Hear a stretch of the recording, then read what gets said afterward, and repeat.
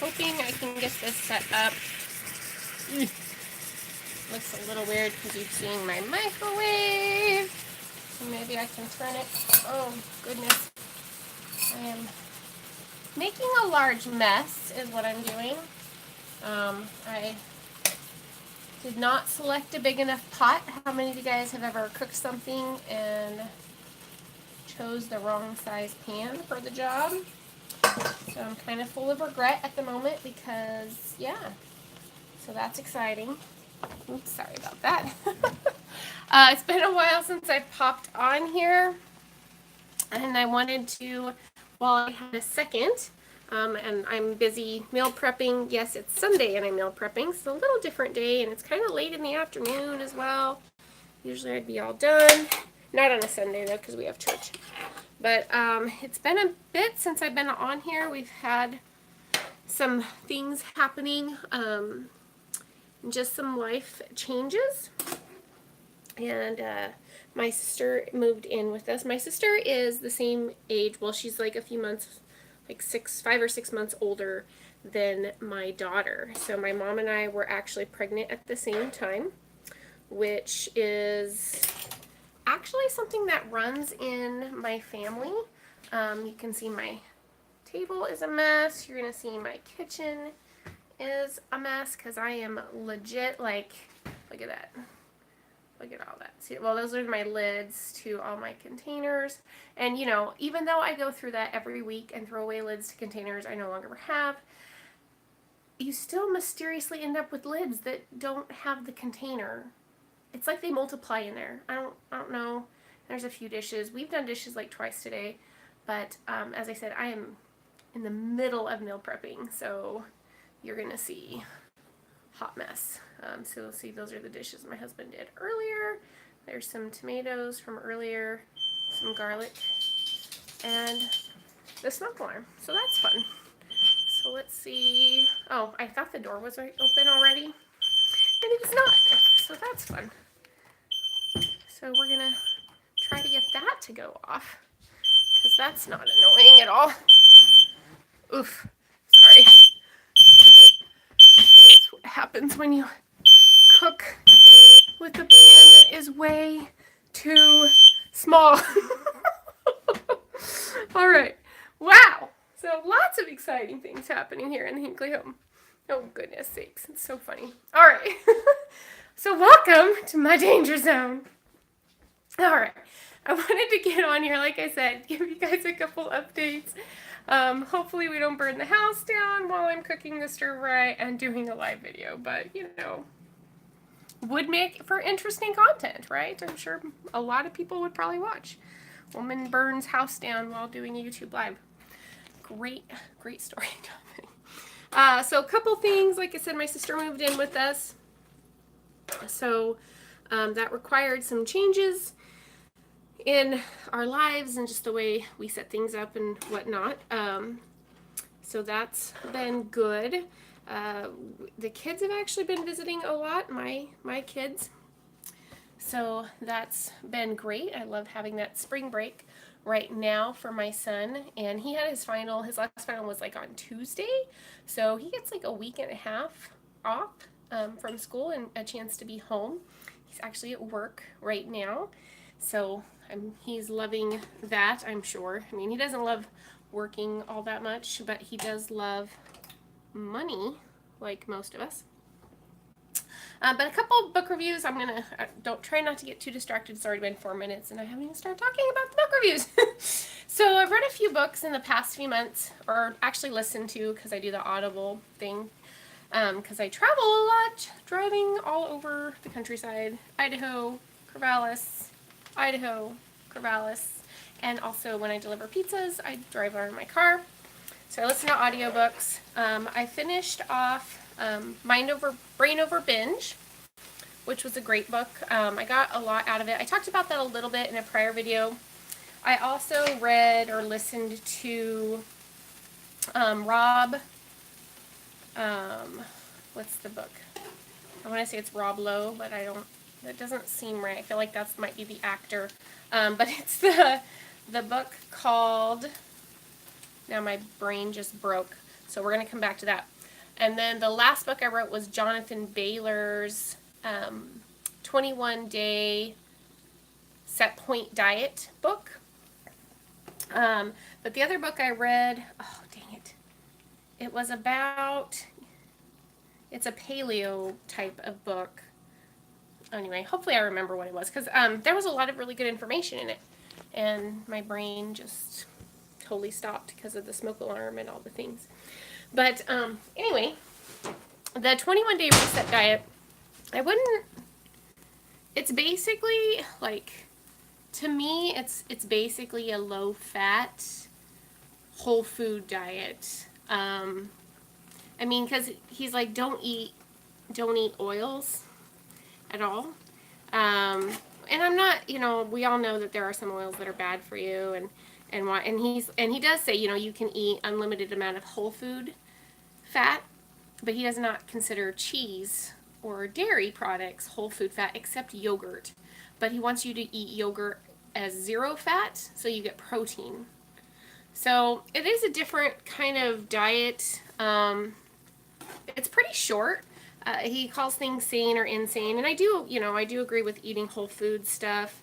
One of the things that it reminded me of that I used to do, that I'm back doing, is eating like the spinach shake things that I make. So I'm eating more of those, and I do have to say, and I increased my veggie intake with it quite a bit because of that one and the other book, which also talked a lot about eating a variety of vegetables so that you get all the micronutrients that you need, and also for palatability reasons. It helps you to stay fuller if you're, eating more different kinds of foods. And I, as a food addict, as a former food addict, I'm not going to say I'm a food addict anymore. Secret is I am, but I'm not going to claim it. But I like a full tummy. Like, I like that volume in my tummy. And that's the thing about keto, is the food is very dense calorically for the most part. So re-upping my vegetables has been really nice, actually, because I get that nice full tummy once again. And that's one thing about the reset diet it talks about. He's like, his big thing is, eat so much sane food that you don't have room for the insane food. And I think there's a lot to say about that.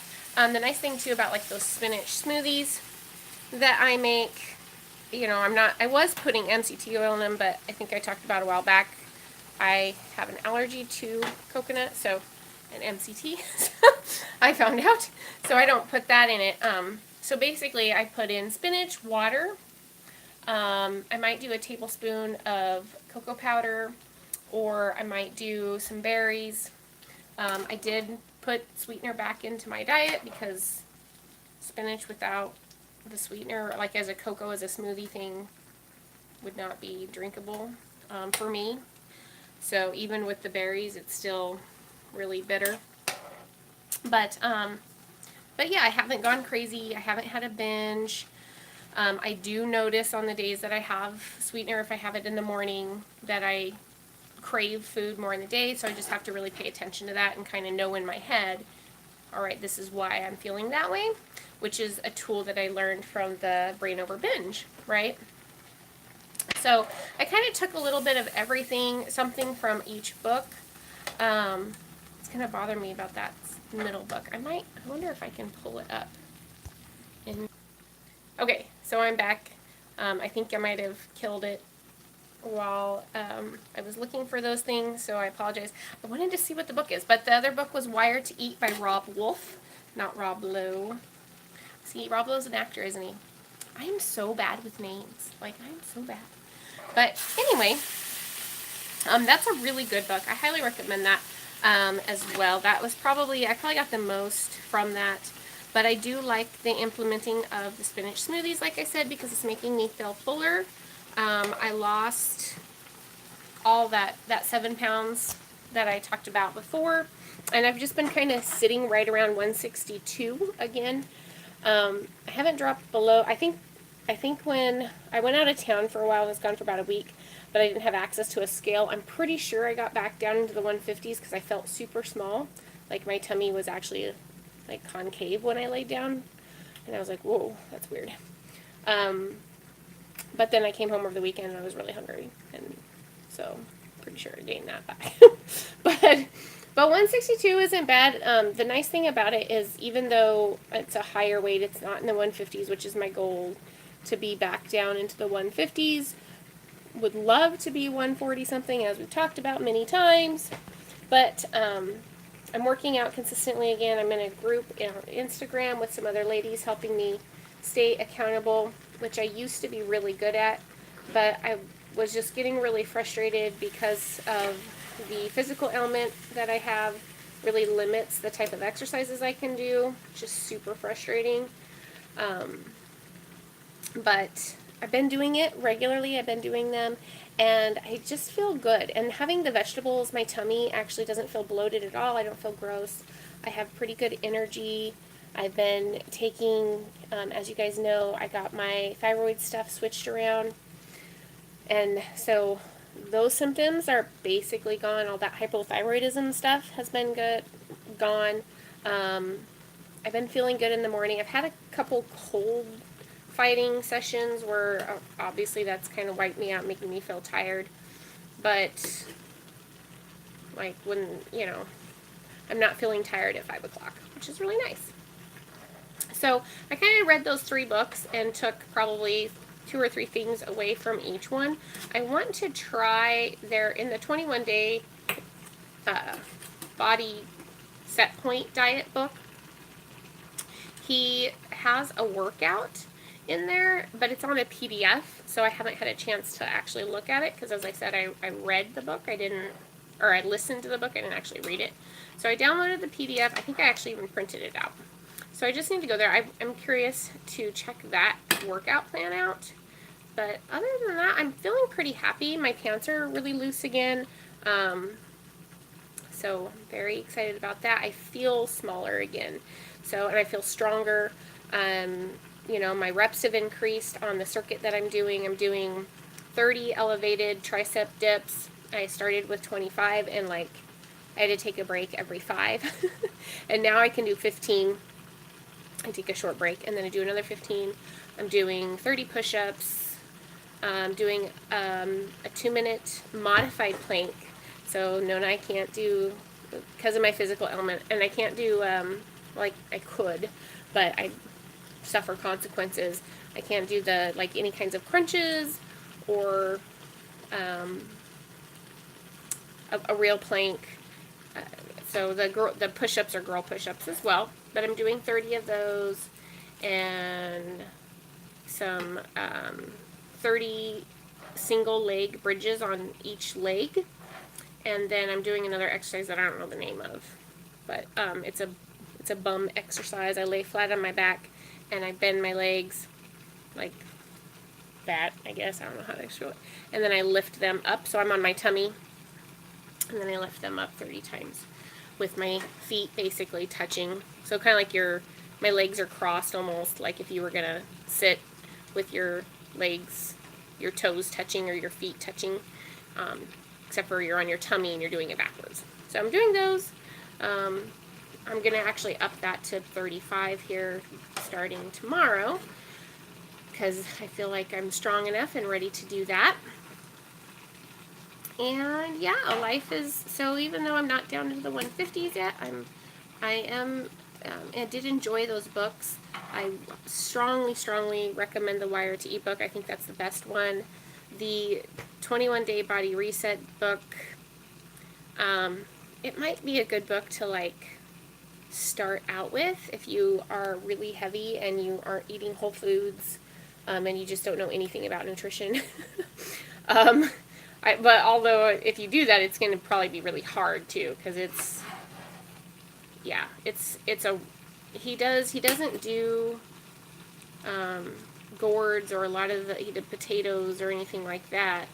But even if you go on their website, it even says we don't recommend keto, even though the foods that they have are pretty much keto, except they are doing the leaner version of everything. So he's like, eat chicken, egg whites, fish, so it's a true sense of protein. He's like a fat, if you're hungry, 1 serving of fat per meal, And he's saying an egg is a fat because it's 65% fat, so that counts as a fat food. Which, I don't necessarily agree with. But, like I said, it reminded me to eat those green smoothies, and those are delicious. I mean, it's like 35 calories, and he has a point where, when you eat a whole food like spinach, 85 grams of spinach takes up a lot of space. So when I'm hungry in the afternoons, if I want to snack, because I'm trying not to snack, but I will allow myself to have that. So anyway, I'm going to jump off here because I'm at 15 minutes and I didn't want it to be too long. Wired to Eat, the 21-day Body Point Reset book, and Brain Over Binge. And Brain Over Binge is really, really good as well. However, if you do have a binging issue, I would not start at the beginning of that book if you are actively having that issue. And the reason for that is because she goes into her issue extremely descriptive. And honestly, I think if I wouldn't have been in the car, I probably would have been just listening to it, because she explains how she feels and the way the food tastes, and it was, it's almost like food porn. So you might, it's kind of rough, but just be aware of that. But anyway, I hope you guys are having a great day. Everybody that I usually watch has been kind of quiet on YouTube, except for Nona.